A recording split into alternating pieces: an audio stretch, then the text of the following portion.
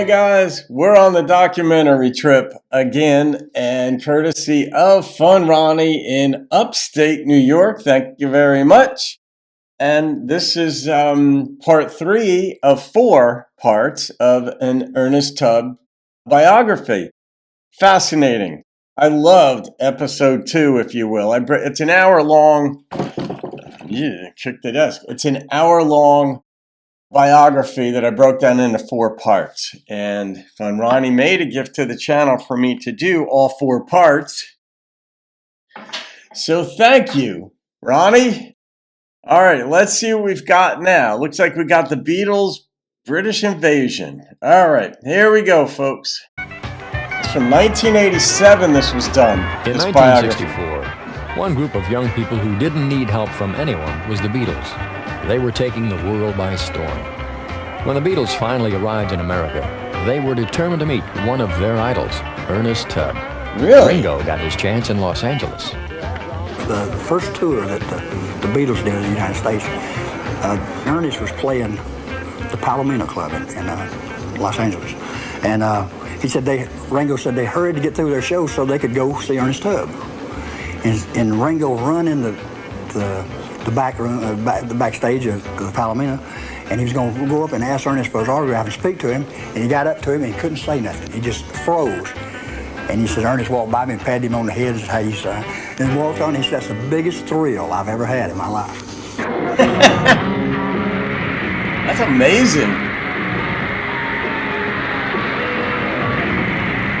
While the Beatles built a career by totally changing the face of contemporary music, Ernest chose to remain faithful to his musical roots and singular style.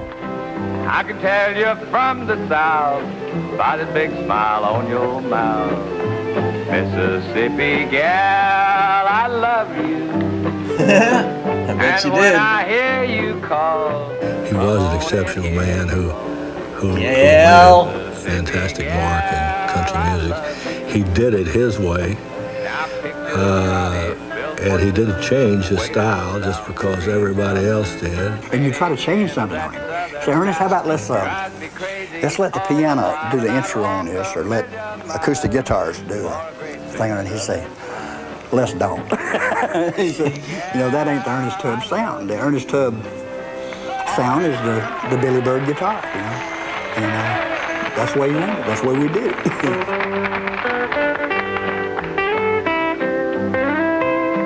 Now remember some fine day, I'll be heading back your way.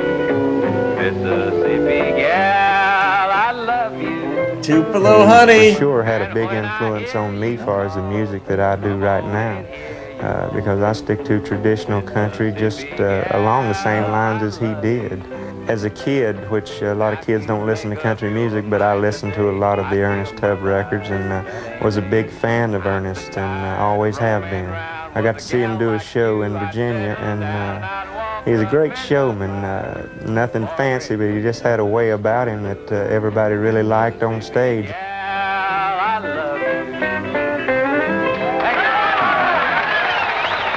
He taught himself to play guitar. 1965 was a special year for Ernest.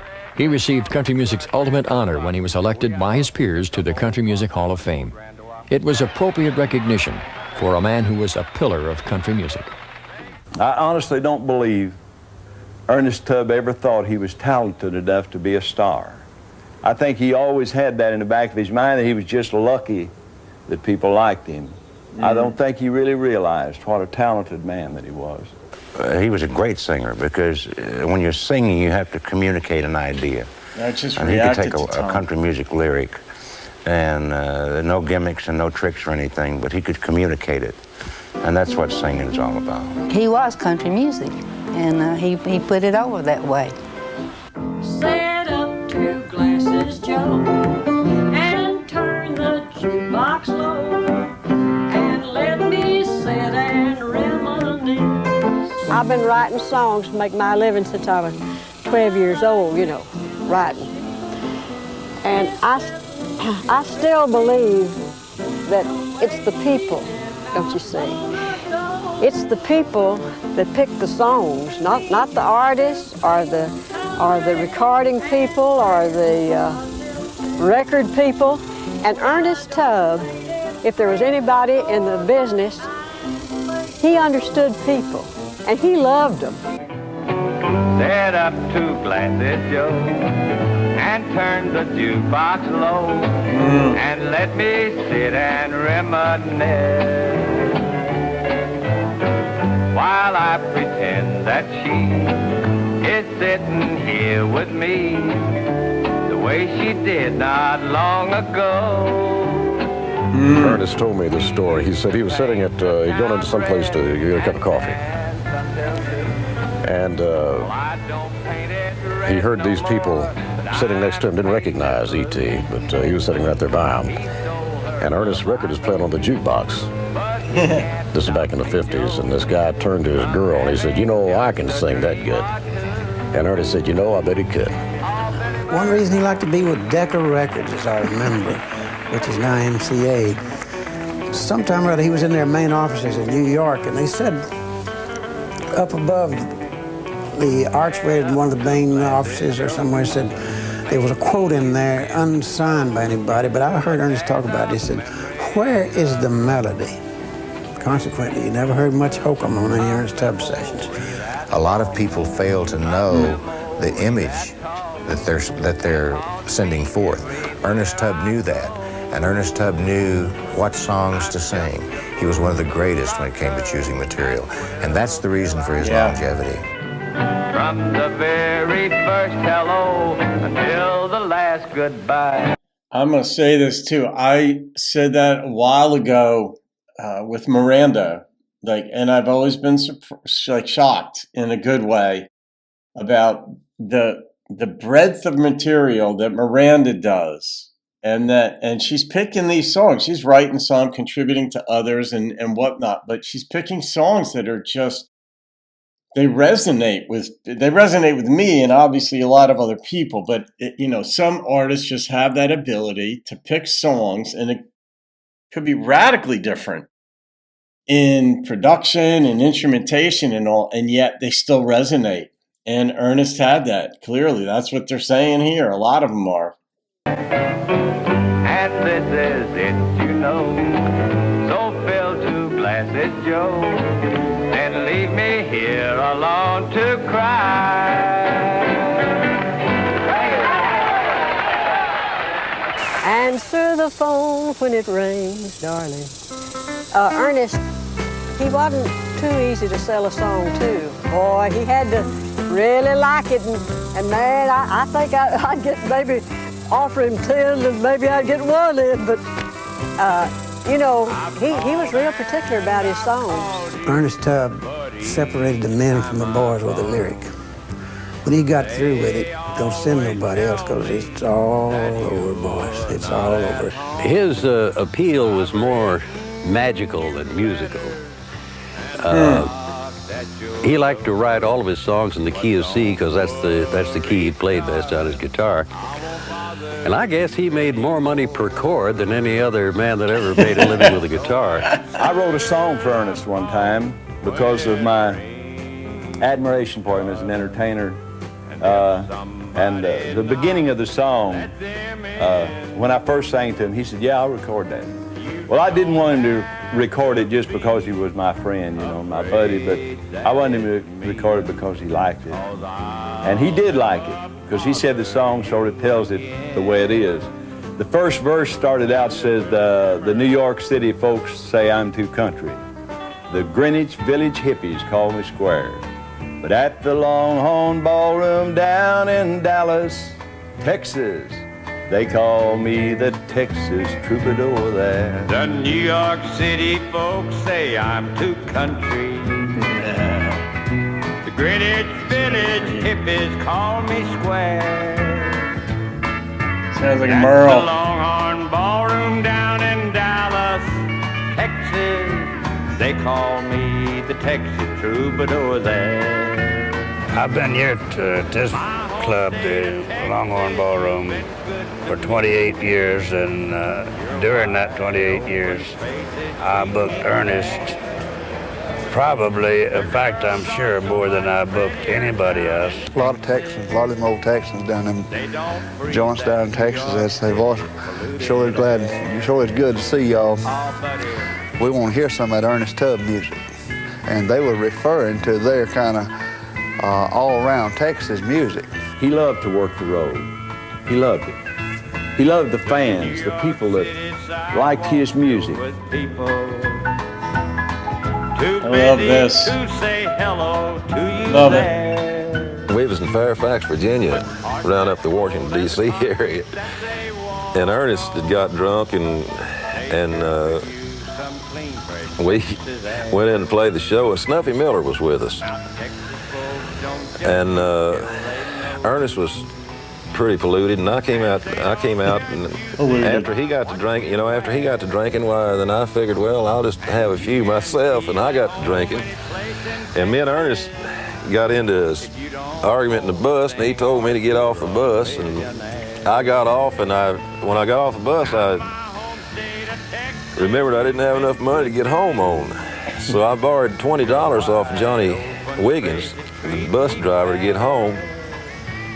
And me and the Justice boys, they took me down to the bus station. I caught a bus out about 5 o'clock in the morning, and I was still about half hung over from the night before and all that. And I got on the bus to start back to Nashville, and the bus stopped at every stopping place you could stop at.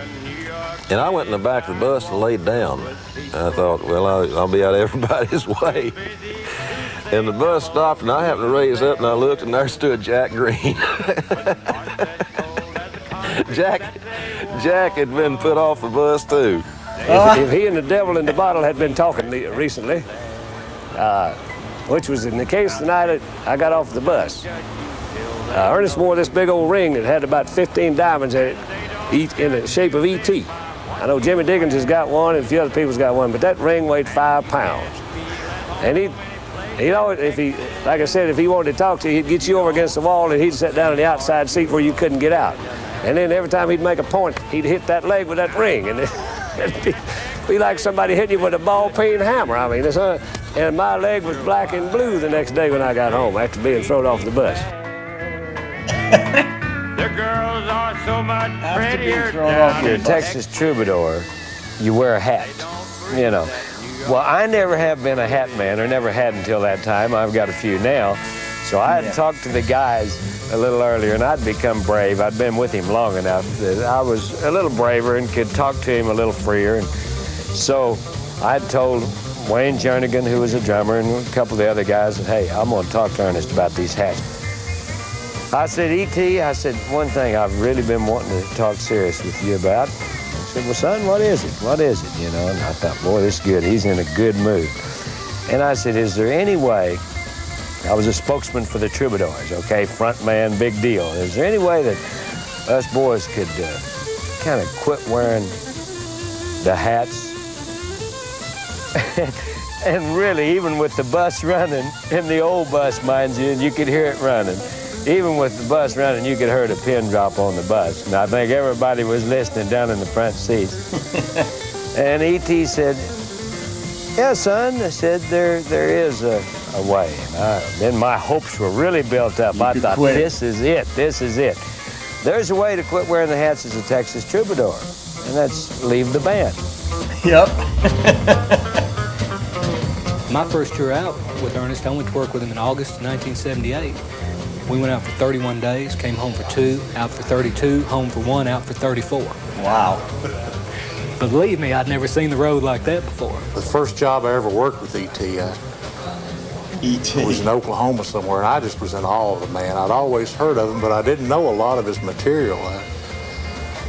And walked in, and he got off into something called There's a Little Bit of Everything in Texas.